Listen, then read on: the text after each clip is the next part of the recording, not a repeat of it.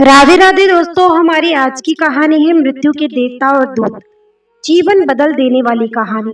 यह सुनने के बाद आप चिंता करना छोड़ देंगे। एक बार मृत्यु के देवता ने अपने एक दूत को पृथ्वी पर भेजा। एक स्त्री मर गई थी, उसकी आत्मा को लाना था। आदेश पाकर देवदूत आया, लेकिन वहां जाकर वह बेहद चिंता में पड़ गया, क्योंकि तीन छोटी छोटी लड़कियां, वो भी जुड़वा, एक अभी भी उस मृत स्त्री के स्तन से लगी है। एक चीख रही है, पुकार रही है, एक रोते रोते सो गई है। उसके आंसू उसकी आंखों के पास सूख गए हैं। तीन छोटी जुड़वा बच्चियां बेसुध और स्त्री मर गई है। कोई देखने वाला नहीं है। पति पहले मर चुका था। परिवार में और कोई भी नहीं है। इन तीन छोटी बच्चियों का क्या होगा? उस देवदूत को जब ये ख्याल आ गया तो वह बेहद दुखी मन से खाली हाथ वापस लौट गया और बिना उस स्त्री की आत्मा को लिए ही अपने धाम पहुंच गया। उसने जाकर अपने प्रधान देवता से कहा कि मैं ना ला सका उस स्त्री की आत्मा को, मुझे क्षमा करें, लेकिन आपको वर्तमान स्थिति का पता नहीं है। तीन जुड़वा मासूम बच्चियां हैं, छोटी छोटी दूध पीती। एक अभी भी मृत माँ के स्तन से लगी है, एक रोते रोते सो गई है, दूसरी अभी चीख पुकार कर रही है। हृदय मेरा ना न सका। क्या यह नहीं हो सकता कि इस स्त्री को कुछ दिन और जीवन दान दे दिया जाए? कम से कम ये बेसहारा लड़कियां थोड़ी बड़ी हो जाएं, क्योंकि इस दुनिया में अब उन्हें कोई देखने वाला नहीं है। मृत्यु के देवता ने उसकी बातों को ध्यान से सुनकर गुस्से में कहा, अच्छा, तू बड़ा समझदार हो गया है। उस व्यक्ति से भी ज्यादा जिसकी मर्जी से मौत होती है, जिसकी मर्जी से जीवन होता है, जो पूरी दुनिया का मालिक है, तो तूने अपने जीवन में आज पहला पाप कर दिया है और इसकी तुझे सजा मिलेगी। और सजा यह है कि तुझे पृथ्वी पर वापस चले जाना पड़ेगा, और जब तक तू 3 बार अपनी मूर्खता पर न हंस ले, तब तक वापस यहाँ न आ सकेगा। वह देवदूत राजी हो गया दंड भोगने के लिए, लेकिन फिर भी उसे लगा कि सही तो मैं ही हूँ, और तब अपनी मूर्खता पर हंसने का मौका कैसे आएगा। उसे लगा कि ये शायद असंभव है। उस देवदूत को वापस पृथ्वी पर फेंक दिया गया। वहीं पास में ही जहां देवदूत बेसुध पड़ा हुआ था, एक मोची सर्दियों के दिन करीब आने के कारण कुछ रुपए लेकर अपने बच्चों के लिए गर्म कपड़े और कंबल खरीदने शहर जा रहा था। उसने राह के किनारे एक नंगे आदमी को ही पड़े हुए ठंड में ठिठुरते देखा। यह नंगा आदमी वही देवदूत है जो पृथ्वी पर फेंक दिया गया था। उस मोची को देवदूत की हालत देखकर दया आ गई और उसने कुछ सोच विचार कर बजाय अपने बच्चों के लिए कपड़े खरीदने के, उस देवदूत के लिए कंबल और कपड़े खरीद लिए। देवदूत के पास न खाने के लिए कुछ था और ना ही रहने का कोई ठिकाना। उस पर तरस खाकर मोची ने कहा कि तुम मेरे साथ मेरे घर चलो, और अगर तुम्हें देखकर मेरी पत्नी नाराज भी हो जाए तो बुरा मत मानना, क्योंकि बच्चों और परिवार के कपड़े खरीदने के लिए पैसे मैंने तुम पर खर्च कर दिए। इसे जानकर पत्नी जरूर नाराज होगी, लेकिन फिर सब कुछ दिनों में ठीक हो जाएगा। उस देवदूत को अपने साथ लेकर मोची घर लौटा, लेकिन ना तो मोची को देवदूत की सच्चाई पता थी और ना ही उसकी पत्नी को। जैसे ही देवदूत को लेकर मोची घर पहुंचा, उसकी पत्नी एकदम पागल हो गई, बहुत नाराज हुई, बहुत चीखी चिल्लाई। मोची के घर के माहौल को देखकर देवदूत पहली बार हंसा। उसे हंसते देख अचरज में मोची ने कहा, हंसते क्यों हो भाई, बात क्या है? देवदूत ने गंभीरता से कहा, मैं जब 3 बार हंस लूंगा तब सब बता दूंगा, लेकिन फिलहाल मुझे कुछ मत पूछो। दरअसल देवदूत पहली बार इसलिए हंसा क्योंकि उसने देखा कि इस मोची की पत्नी को पता ही नहीं है कि मोची एक देवदूत को अपने घर लाया है, जिसके आते ही घर में हजारों खुशियां अपने आप आ जाएंगी और उनके सारे गम दूर हो जाएंगे। लेकिन आदमी देख ही कितनी दूर तक सकता है। पत्नी तो इतना ही देख पा रही है कि उसने एक कंबल और बच्चों के कपड़े नहीं खरीदे। जो खो गया है वह देख पा रही है, जो मिला है उसका उसे अंदाजा ही नहीं है। घर में देवदूत आ गया है, जिसके आते ही हजारों खुशियों के द्वार खुल जाएंगे। इसीलिए देवदूत हंसा। उसे महसूस हुई अपनी मूर्खता, क्योंकि मोची की पत्नी अपने भविष्य को नहीं देख पा रही है। जो उसके साथ होने वाला है। बहुत जल्दी ही, क्योंकि वह देवदूत था, कुछ दिनों में ही उसने मोची के सब काम सीख लिए और फिर उस देवदूत के बनाए जूते इतने प्रसिद्ध हो गए कि मोची कुछ महीनों के भीतर ही धनवान हो गया। उसकी ख्याति सारे प्रदेश में पहुंच गई कि उस जैसा जूते बनाने वाला कोई भी नहीं है, क्योंकि वह जूते देवदूत बनाता था जो बेहद खूबसूरत हुआ करते थे। सम्राटों और राजाओं के जूते वहां बनने लगे।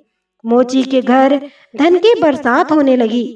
एक दिन प्रदेश के सम्राट का एक आदमी मोची के घर आया और उसने उसे एक बेशकीमती चमड़े के टुकड़े को देते हुए कहा कि यह चमड़ा बहुत कीमती है, आसानी से कहीं मिलता नहीं। सम्राट के लिए अच्छे जूते बना दो, लेकिन कोई भूल चूक नहीं करना। जूते ठीक बिल्कुल बेहतरीन बनने हैं और ध्यान रखना, जूते बनाने हैं, चप्पल नहीं, क्योंकि उस दौर में संभवतः जब कोई आदमी मर जाता है तब उसे चप्पल पहनाकर मरघट तक ले जाता था। मोची ने भी सम्राट के आदमी की पूरी बात को समझकर देवदूत से कहा कि चप्पल मत बना देना, जूते बनाने हैं, स्पष्ट आज्ञा है, और चमड़ा इतना ही है। अगर गड़बड़ हो गई तो हम मुसीबत में फंसेंगे। सम्राट जिंदा नहीं छोड़ेगा। लेकिन पता नहीं उस देवदूत के दिमाग में क्या आया कि उसने एक चप्पल ही बना दिए। बाद में जब मोची ने देखा कि चप्पल बने हैं तो वह क्रोध से आग बबूला हो गया। वह डंडा उठाकर उसको मारने के लिए तैयार हो गया कि तू हमारी फांसी लगवा देगा, और तुझे बार बार समझा कर कहा था कि चप्पल बनाने ही नहीं है, फिर चप्पल किस लिए बना दिए। देवदूत फिर खिलखिलाकर हंसा। उसे देखकर मोची हैरान। तब वही आदमी सम्राट के घर से दोबारा भागता हुआ आया। उसने कहा, जूते मत बनाना, चप्पल ही बनाना, क्योंकि सम्राट की अभी अभी मृत्यु हो गई है। भविष्य अज्ञात है, सिवाय ऊपर वाले के और किसी को ज्ञात नहीं, और नश्वर आदमी को अतीत के आधार पर निर्णय लेता है। सम्राट जिंदा था तो जूते चाहिए थे, मर गया तो चप्पल चाहिए। उसके बाद तब वह मोची उस देवदूत के पैर पकड़कर माफी मांगने लगा। मुझे माफ कर दे, मैंने तुझे मारा। देवदूत ने कहा, कोई बात नहीं, मैं अपना दंड भोग रहा हूँ, इसमें तुम्हारी कोई गलती नहीं। लेकिन वह देवदूत आज दोबारा हंसा था। मोची ने फिर पूछा उसके हंसी का कारण। उसने फिर कहा कि जब मैं 3 बार हंस लूंगा तब बताऊंगा। दरअसल वो देवदूत दोबारा हंसा, सिर्फ इसलिए कि भविष्य किसी को ज्ञात नहीं है, फिर भी लोग असीमित आकांक्षाएं, ईर्ष्या, घृणा, द्वेष रखते हैं। हमसे बिना पूछे हमारी नियति घूम रही है और हम व्यर्थ ही बीच में शोरगुल मचाते हैं, चिंता करते हैं, परेशान होते हैं। सिर्फ वर्तमान समय ही हमारा है, लेकिन हम भूत और भविष्य के बारे में दिन रात सोचकर बेमतलब की चिंता में मरे जा रहे हैं। अब उस देवदूत को लगने लगा कि वे बच्चियां, मुझे क्या पता भविष्य उनका क्या होने वाला है। मैं बेमतलब का उनके बीच में आया, क्योंकि होनी तो बहुत पहले से तय है। कुछ दिनों बाद एक तीसरी घटना घटी कि एक दिन 3 लड़कियां उस मोची के यहाँ पहुंची। उन तीनों लड़कियों की शादी हो रही थी, इसीलिए वे तीनों अपने लिए जूतों के ऑर्डर देने वहां गई थी। एक बूढ़ी महिला भी उनके साथ आई थी, जो बहुत अमीर दिख रही थी। देवदूत उन्हें देखकर पहचान गया। ये वही 3 लड़कियां हैं जिनको वह उनकी मृत माँ के पास छोड़ आया था और जिनकी वजह से वो दंड भोग रहा है। वे सब वर्तमान में बहुत स्वस्थ और सुंदर दिख रही हैं। उसने जानना चाहा कि क्या हुआ, उनके साथ ये बूढ़ी औरत कौन है।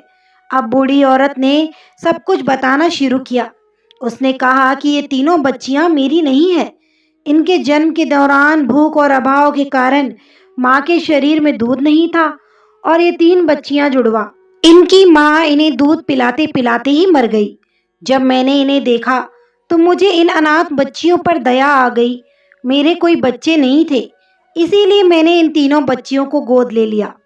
बूढ़ी महिला ने अपनी बात को आगे बढ़ाया और कहा कि अगर आज भगवान की कृपा से इनकी माँ जिंदा रहती तो भी शायद ये तीनों बच्चियां गरीबी, भूख, दीनता और दरिद्रता में बड़ी होती। माँ दुर्भाग्यवश भले ही मर गई हो, फिर भी ये तीनों बच्चियां बहुत बड़े धन वैभव व संपदा में पली और अब मेरे बाद सारी संपदा की यही तीन मालकिन है। फिलहाल इन तीनों का एक सम्राट के परिवार में विवाह हो रहा है। देवदूत फिर तीसरी बार हंसा और विस्तार से मोची को उसने पूरी घटना बताई। उसने कहा, भूल मेरी थी, नियति बड़ी है और हम उतना ही देख पाते हैं जितनी समझ है। मैं अपनी मूर्खता पर 3 बार हंस लिया हूँ। अब मेरा दंड पूरा हो गया और अब वापस जा रहा हूँ।